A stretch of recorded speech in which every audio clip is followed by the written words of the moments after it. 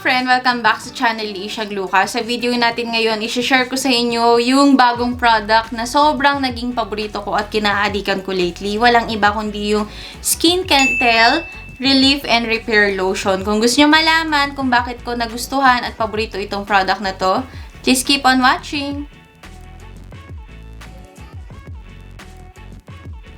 Alam nyo mga friend, parang first time ko palang gagawa ng ganitong klase ng product review, yung mga ganitong relief and repair lotion.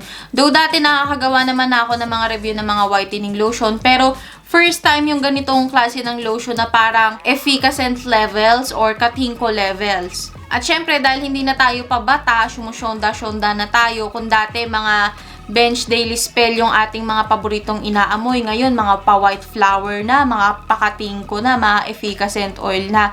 At lalong-lalo na kung mga nagtatrabaho na madalas nakakaranas tayo ng mga pananakit ng ating katawan, kadalasan pananakit ng ulo. Kaya talaga nagugustuhan natin yung mga ganitong klase ng product. Disclaimer lang mga friend, itong product na to ay hindi sponsored, hindi in collaboration or partnership itong video na to sa Skin Can Tell. Ako mismo yung bumili nito galing sa sarili kong pera at pinadala ko dito sa Japan para masubukan ko kasi talagang interesado akong subukan siya. Kasi tulad nga ng sabi ko sa inyo kanina, hindi na tayo pabata at marami na tayong nararamdamang sakit sa ating katawan. Una nating pag-usapan yung kanyang packaging. Kung titingnan nyo yung kanyang packaging, ang syala niya tingnan.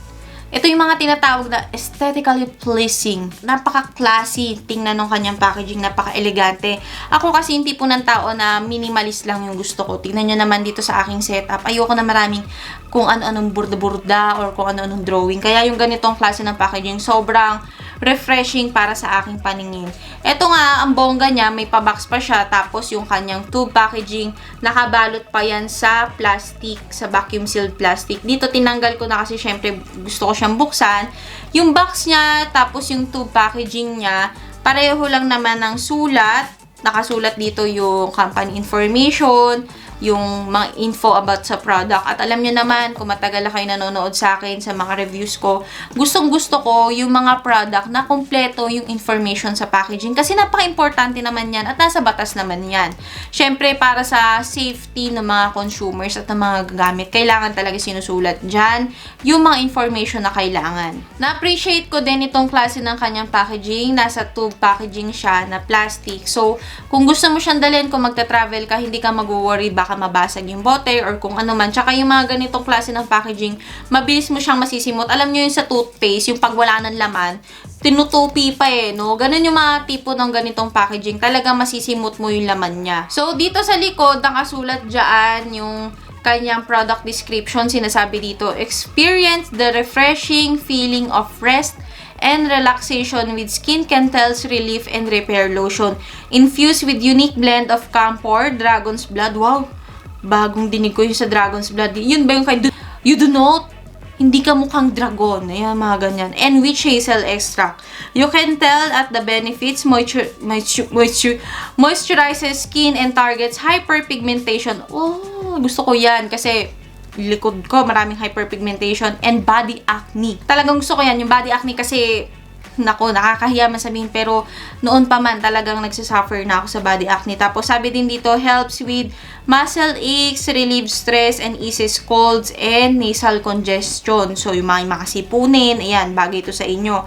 Nakasulat din dito yung kanyang ingredients. So, kung may gusto kayong i-search, baka merong kasamang harmful ingredients dito, pwede nyo tong basahin. Date for everyday use. Precaution, nakasulat din dito na wag i-contact sa eyes, for external use only. If irritation occurs, discontinue use. Wala daw itong harmful chemicals at pwede sa mga buntis at mga nagpapasuso. Nakasulat dito yung expiration date. Ayan. So mga friend, ipapaliwanag ko sa inyo bakit ko ito nagustuhan. Maaring marami sa inyo hindi pa nakakaalam na ako po ay naninirahan dito sa Japan at ang trabaho ko po ay isang factory worker. Nagtatrabaho po ako 10 hours a day mula umaga hanggang 7 p.m. So buong araw kang nakatayo at yung ginagawa namin ay operator po ako ng injection machine. So medyo trabahong lalaki. At medyo kailangan talaga ng lakas ng pangangatawan. So, pag uwi ng pamamahay, hindi maiwasan mararamdaman mo na yung pananakit ng likod. Actually, ngayon talagang kagagaling ko lang, pinipilit ko lang mag-film galing sa trabaho. Masakit yung katawan ko at iniraraos ko na lang talaga tong pag-film ko para makapagpapahid na ako nito sa likod ko. Dun sa asawa ko, ay natutulog na, hindi na ata ako mapapahidan na naman. At syempre, kapag gano'n, na banat talaga yung katawan mo sa araw-araw, hindi mo talaga maiwasan, no, na may sasakit sa yung balakang mo, yung likod mo, madalas likod no, yung mga ganito, yung mga batok-batok mo. Tapos, kasabay na din ng pagod, yung stress sa pamumuhay sa araw-araw, lalo na dito sa Japan na napakataas ng cost of living. So, hindi maiwasan na pag may dating na bagong sulat, galing munisipyo, tax na naman. Sasakit ang ulo natin, hindi ako mawawalan talaga ng white flower sa bag. So, yun yung mga talagang staple ko na ngayon na hindi mawawala sa akin mga white flower, yung mga pamapamahid na yan para sa katawan. Kasi, talagang sakitin na talaga. Yun yung dahilan kung bakit ko to interesado talagang itry. Nung nakita ko to na pinost ng isang Facebook friend ko, talagang nasabi ko, gusto ko talagang itry yun. Gusto ko malaman effective ba talaga yun. At bukod pa doon, nagustuhan ko siya kasi meron siyang kiniklaim na nakakatulong daw ito sa mga body acne. And kung matagal na kayo nanonood sa akin dito sa channel na to, alam niyo naman na noon pa man try na ako ng try kung ano yung mga sabon na pwede sa back acne ko kasi hindi talaga siya mawala-wala. Mawawala man, may naiiwan naman ng mga dark spots at kiniklaim nga niya na makakatulong daw siya sa hyperpigmentation. Hindi ko pa naman makikita yung effect niya kung talagang malalighten niya yung hyperpigmentation sa ngayon kasi syempre matagal na process yan, kailangan tiisan talaga yan. Pero kung pag-uusapan yung about sa back acne, mabilis natutuyo yung tigyawat ko sa likod kapag gumagamit ako nito. Lalong-lalo na ngayon, sobrang init dito sa Japan. Tapos yung ginagawa ko din palang machine ay mainit sa katawan. So, yung singaw pa lang ng machine na ginagawa ko, then yung temperatura sa labas, yung panahon, summer na dito sa Japan, hindi maiwasan nagkakaroon ng parang mga butlig-butlig yung likod ko. Yun nga, tigyawat. Kasi tigyawatin talaga kami. Lahi na namin yung matigyawat. Kahit sa ang part ng katawan. Minsan sa ulo, sa likod ng tenga, dito sa likod. Minsan nga sa puwet pa. Meron pa no? Medyo TMI man. Pero yun ang totoo. So, hindi ko talaga maiwasan na magkaroon ng back acne. Mapawisan lang ako ng konti. Medyo mapahilata lang ako sa kama namin ng mga ilang oras. Talagang magkakaroon ako ng tigyawat sa likod kahit napapalit-palit ako ng damit or ng sapin sa kama. Talagang tinitigyawat talaga yung likod ko.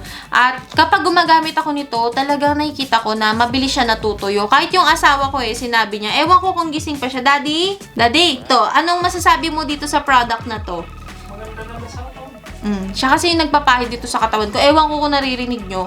Sinabi niya nung isang gabi, Mami, parang kumikinis na yung likod mo kasi talagang napaka-problematic mo. Kampi niya talaga yung likod ko kasi sa sobrang tuldok-tuldok niya. Sabi niya, Mami, kumikinis na yung likod mo. Hindi na masyadong yung tigyawat mo. Effective to yung ginagamit natin. Tapos, yung about sa stress, alam nyo, sobrang sarap ng tulog ko kapag nilalagyan ako nito. Alam mo yung amoy niya na ang relaxing. Parang ngayon pa nga lang, iniisip ko pa lang yung amoy niya. Parang gusto ko nang matulog Tapos yung amoy niya, ang gusto ko dito, hindi siya yung amoy lola. Ang bango. O, hindi siya yung tulad ng mga katingko, ng mga efficacent oil na pag pinahid mo sa katawan mo, ano yun? May lolang dumaan. Ganun, inaasar nga ako sa trabaho ng ganun Tapos, ang gusto ko pa dito, kahit ipahid mo siya sa ulo mo. Dati kasi, nung nagpipils pa ako, madalas sumakit yung ulo ko.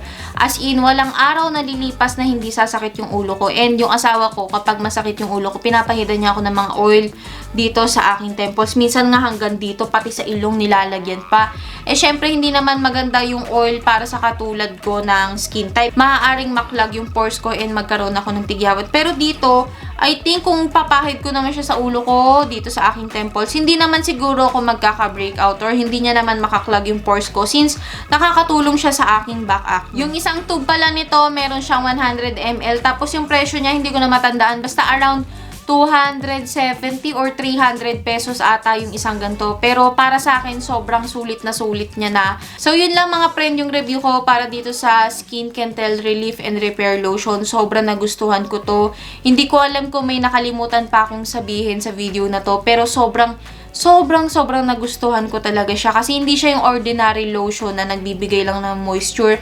May natutulong din siya kung meron kang back acne, mapapatuyo niya yon. Kung may sakit ka sa katawan, makakatulong din siya. Kasi sa tuwing papahidan ako ng asawa ko nito sa likod ko, ang gaan ng bangon ko sa umaga.